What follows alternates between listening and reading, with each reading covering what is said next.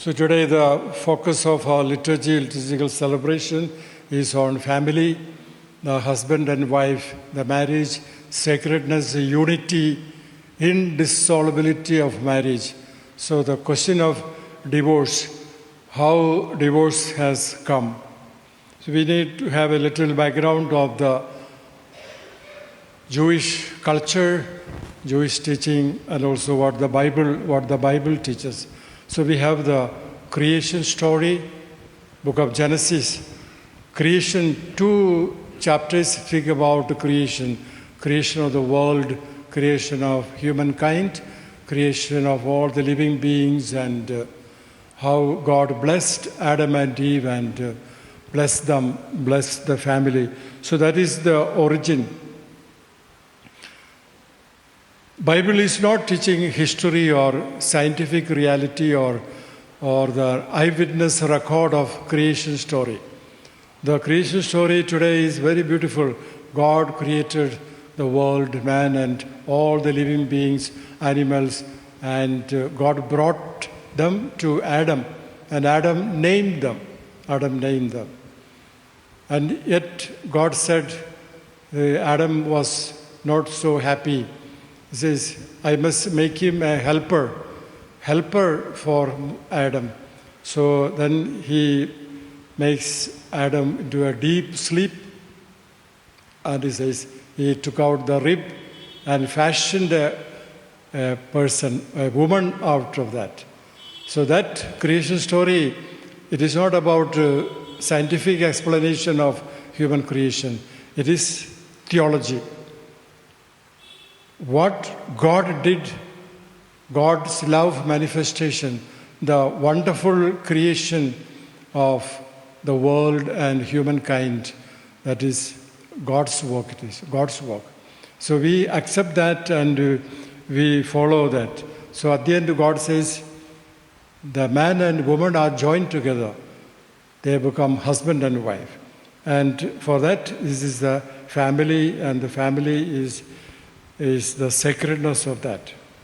That is why in the gospel, the same problem is brought together by the Pharisees. Their interest is not about divorce and family and so on.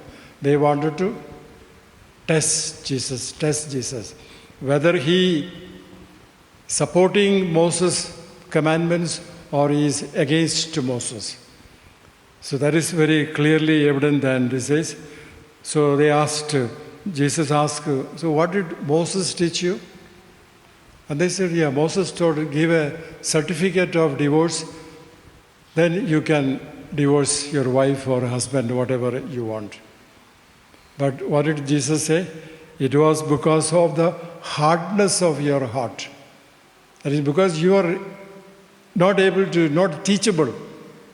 You could not understand the teachings of the Bible. It was not so from the beginning. It was not so.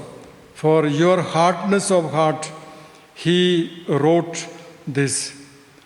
So for that, we need to understand the Jewish culture, how the marriages in the Jewish communities was not so respected.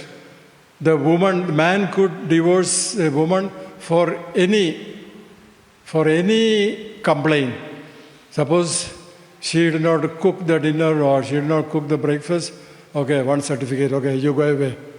So like that, they could do. But the unity and indissolubility of marriage, Jesus said, it is from the beginning, it was not like that. It was not.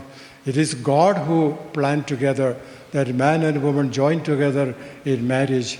And this marriage is, in the Old Testament and New Testament, is God and the people of Israel. It is a matrimonial union. And in the New Testament, Jesus and the church. Jesus and the church is again joined together. So that is how we need to respect and honor the sacredness of marriage. I remember one woman was saying that my husband and wife, we are decided to separate.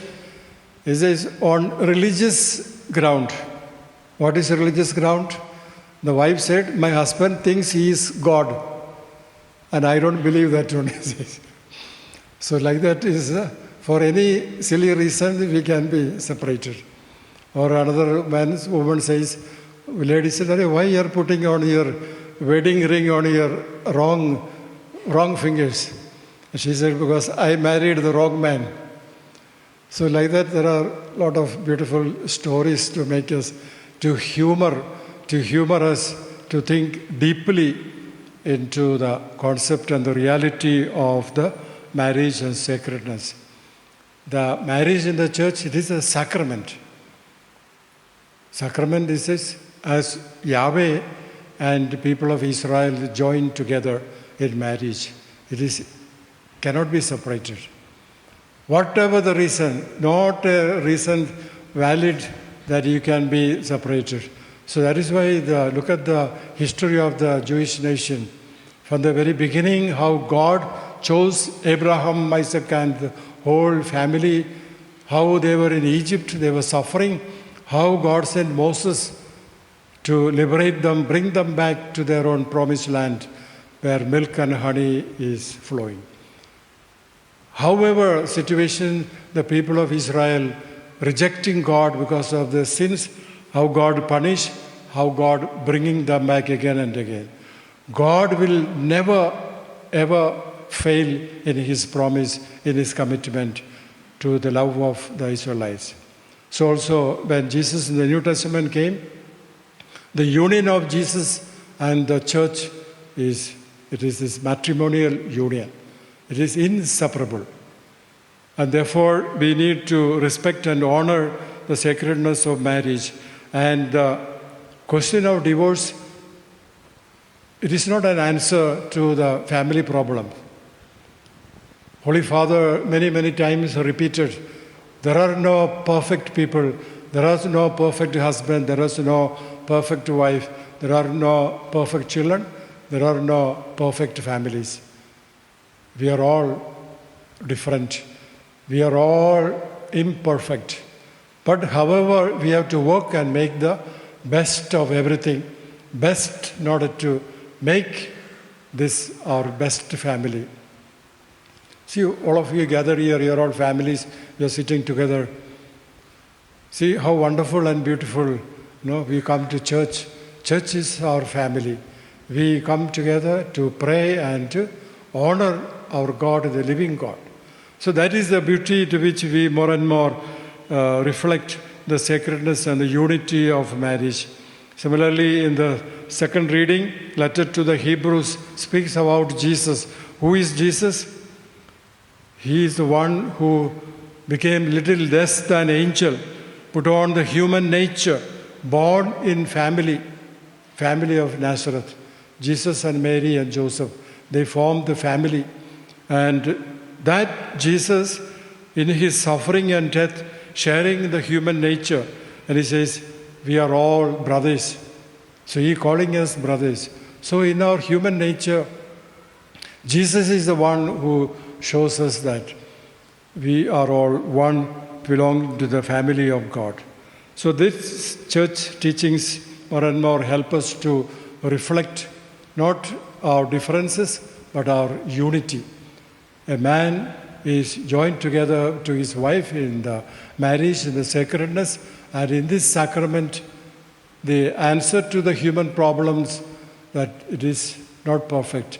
Jesus is calling us to follow him, follow in his life journey more and more, that we may receive the blessings in our own families. So these teachings are important, significant, that God is there to support us, God is there to guide us, direct us, to take us through our problems and difficulties. That just Jesus says, what God has joined together, let no person put asunder. So we pray for ourselves, pray for our families, pray for our church, that everywhere we really respect and honor the sacredness of this family and live in harmony and peace and respect for one another.